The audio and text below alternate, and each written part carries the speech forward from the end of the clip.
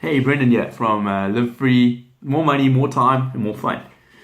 So in my last video, I was talking about how to, some brain hacks in order to overcome fear.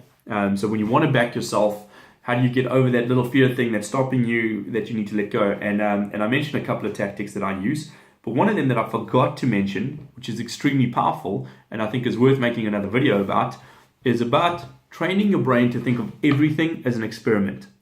So in an experiment, you're now no longer really worried about what the outcome is. You want to go through the process and let the process tell you what the outcome is going to be.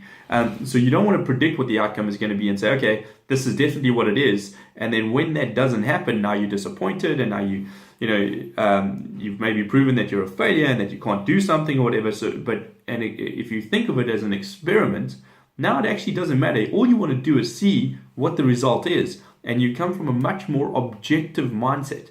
And an experiment usually has some control things in place. So the way I think about doing some of the stuff that I'm doing is I will run it for a certain period of time. So I'll say, let's give this 30 days, or let's give this 60 days, or let's give this a year, or 2 years, or 5 years, whatever the case may be. I'll run various types of experiments to see what works and what doesn't work. And that way, if I'm running an experiment on a new business, and I'm getting a bit of results, and I can say, okay, now what are those results?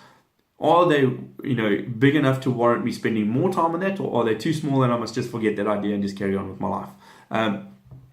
So if you're thinking about doing something and you want to get over that fear, think of it in terms of an experiment.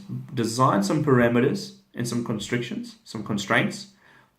So give it a specific timeline, give it a result that you would like to see, but if it's within a range of that result, what would you be happy with? What would you say it's a failure? What would you have to let go of?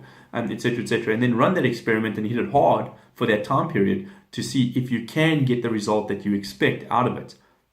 But then if you don't, the experiment is about what did you learn. So if you ran it as an experiment and you learned something, now the result is not so important. The result is actually delivered through the process. And that's the value of thinking of just about everything as an experiment. So oftentimes, if I'm trying to lose weight, for example, I'll say, you know what, I'm going to go learn about intermittent fasting. I'm not going to do any more gym than I'm currently doing. I don't do much, do very little, but I'll try and stay reasonably healthy and reasonably fit.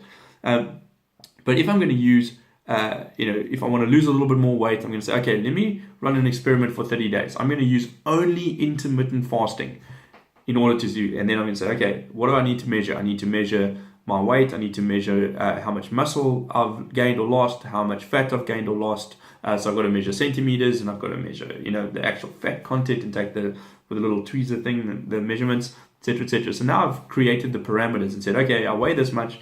I'm this size when I started, and I'm only using intermittent fasting. I'm keeping my diet more or less the same. I'm just eating at different times.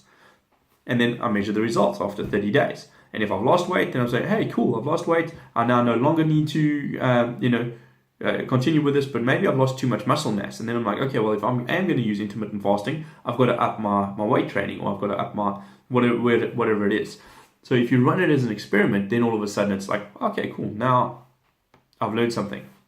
And I've given it a specific time frame to work or not work. So oftentimes what happens when you start a business is you can start it and be 6 months in and not make any money, and be 12 months in and not make any money, and be 2 years in thinking you've dropped your life into this thing now. You've invested all your savings, all your time, everything, and now you're so committed to this thing, it has to work. But if you ran it as an experiment and it didn't give you any money in the beginning, you would have been okay with letting it go and going onto the new one that can make you money. So run things as experiments and see what happens. I look forward to the feedback. Bye.